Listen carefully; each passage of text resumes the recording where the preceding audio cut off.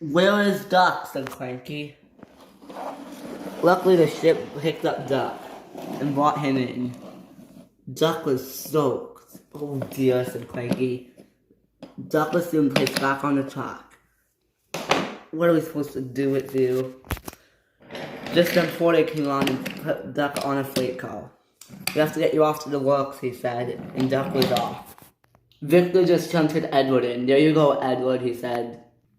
Spencer was picked up. Spencer, he said, you must go to your shed. What? Said Spencer. Just then Stafford came in.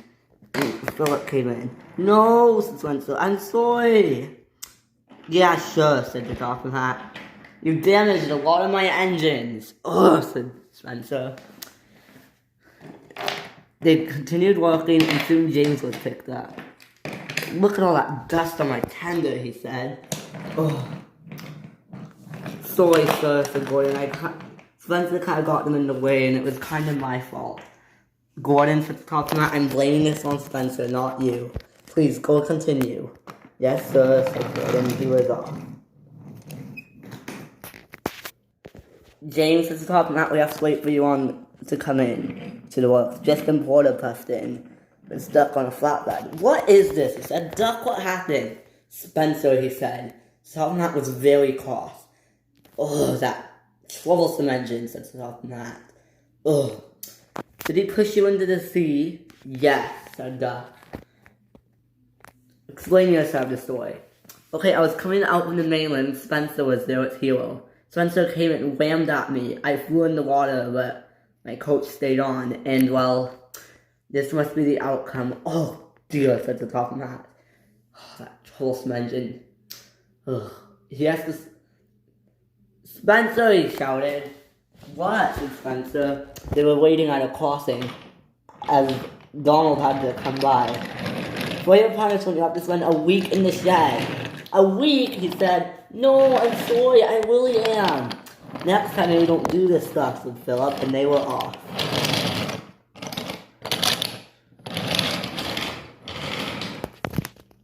Thank you, Porter, said the top hat. You can go return back to the docks. Thanks, sir, said Porter, and puffed away.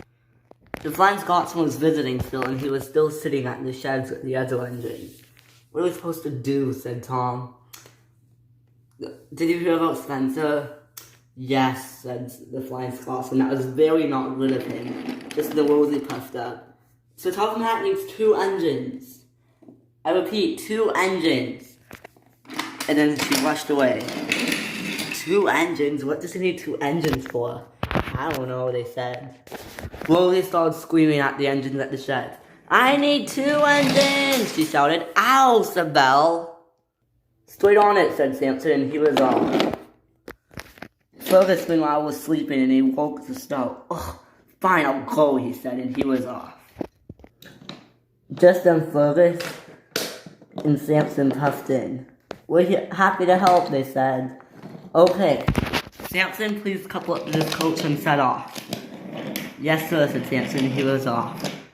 Fergus, oh, can you take the log calls? Straight on it, said Fergus. He coupled up to them. I'm used to this stuff, he said. Come on, calls, he said, and he was off. Samson and Stafford were talking with Spencer. Go in your shed, said Stafford, and banged Spencer hard. Ow, said Spencer, and came running at him. Ah, said Philip. He whammed down the line. Ah, said Rosie, and backed up. Philip stopped. Just then, Stafford pushed Spencer and Philip joined. They pushed Spencer way into his shed.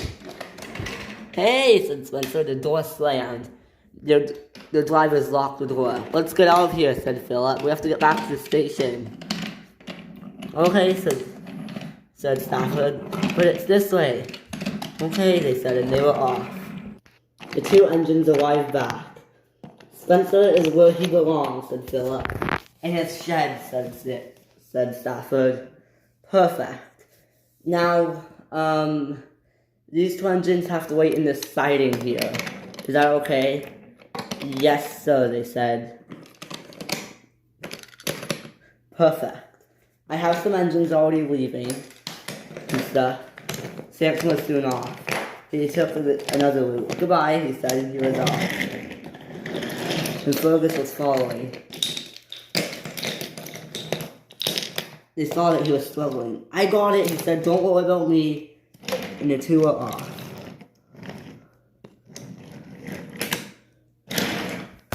Oh dear, said Toby. Well, I have to get off too. And he was off too.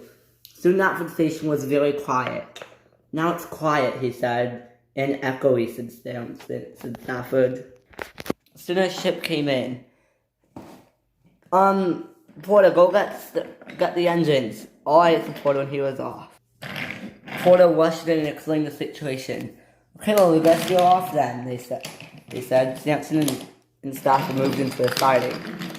He then collected duck. Wait, what about me? Said James. James was soon coupled up too. Let's go, said Porter. We have to go this way. Okay, said James. And they were off. Goodbye, sir. Goodbye. And wait, Henry. They soon got Henry and all the engines were off. They had soon ran into trouble. Henry took up the whole ship for 2 engines. Goodbye, said Henry, and he was off. Wait, said James. Oh. Well, I guess we'll have to catch the next ship. The engines waited 2 hours, and then the ship came back. Alright, I'll turn. James was soon lowered onto the ship. I'm off, he said. Wait, what about me, said Duck. Wait, there's room, said James. They took his tender off. James and Duck were on the same ship now. Bye, they said, and they were off. What about your tender, James? Send it on the next load, he said. Alright, I guess you have to hold on to his tender. James's tender was soon put in the cargo dock. Goodbye, said Porter when he was off. When Duck and James arrived at the works, they were already working on Henry. He was already talking to Skiff and Hugo. I don't know when I will be back on the island of Sodor, said Hugo sadly. Just then they said something. Skiff, you're free to go. Alright, said Skiff. He was soon lowered onto the ship and off. Skiff was sailing down on the Sodor. Just then he saw all the engines there. Here's everyone, he said, although he wasn't looking finished. He was half finished, only his wheels were finished. His wood was all rusty and chipped when being in the ocean. Soon Skiff was put back on the tracks. Oh boy, I'm no useful, he said. Just then they put him back on the ship. Porter arrived. I can't move that good, he said. Alright, said Porter. Tell you what, I will find a nice quiet place for you. Alright, said Skiff, and they were off. Porter came through. Who's that? Said Marion. She never really met Skiff before. Porter soon arrived near the steamworks. Hey, he said, narrow gauge engines, he whispered.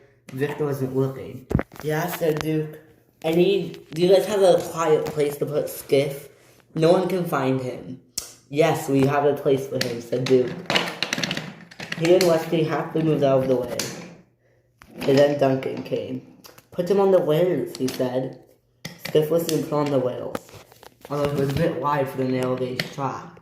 His wheels were off and everywhere. Ah, said Skiff. He was rattling. Well, I guess that solves that problem, said Porter, and he was off. Duncan soon left Skiff in the siding. This is Proteus, he said. No one knows about him. He was left here many years ago, and well, everyone's forgotten about him. Hi, he said. This is where abandoned engines live. It was very foresty. I'm not used to this, said Skiff. Well, you're stuck here for now, said Smudger. Ugh, said Skiff. Goodbye, said Duncan, and he was off. I like that track, he said. He soon came back. Hi, guys. Duncan, what were you doing, said Wesley. Where did Skiff go? They asked us to probably put him somewhere nicely, said Duke. We should have brought him to Ulstead Castle. It's a great idea, said Wesley. Let's start looking for him, said Peter Sam. Alright, said Duke. And they were off. Come on, Duncan, he said, help us look. But Duncan didn't help. I'm gonna go explore this track, he said, and he was off. They searched all along the railway, but they didn't find a thing. Bother, said Westy. He had no idea Duncan was down that siding. Well, I guess we tried, said Peter Sam. Goodbye, I have to go do some work now, and Peter Sam was off. We tried, said Duke. I guess that whaleboat Duncan found a good spot for him. Agreed, said Westy. Back at the sheds, the Flying Scotsman was telling the other engines the story. And yes, he said, that is what happened. Wow, said Nia, that's cool. Indeed, said the Flying Scotsman.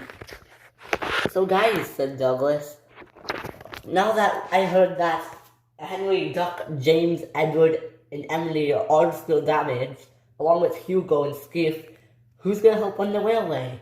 There's lots of engines on Sodor right now, said Oliver. In fact, I think our railway is a bit too crowded, said Tom. I wouldn't be surprised if the mainland tries to buy some of us. I hope they don't try to buy me, said Neo, so Combat just purchased me. Not that long ago. Not all engines can stay forever, said Frida. Well, I know that some of the famous engines, like Donald and Douglas, will stay, said Paxton. Thank you, said Douglas. That makes me feel very happy that you think I'm a famous engine. And they continued talking. Thomas Monroe was talking to Rosie. Yes, said Rosie. And that is what happened. She was telling Thomas all about what happened. Wow, said Thomas. Just then Percy arrived. Peep, peep, he said. Percy soon moved on to the other track. Percy, did I tell you what happened? No, said Percy, and Rosie quickly explained the situation. Wow, said Percy, that is not good. Agreed, well, I'm a bit trapped. It's fine, I can just go this way, she said. Goodbye, and Rosie was off. Let's go, Percy, we can't be late. Alright, said Percy. He soon switched tracks, and he was off too. And all the engines went off to go do their work. The end.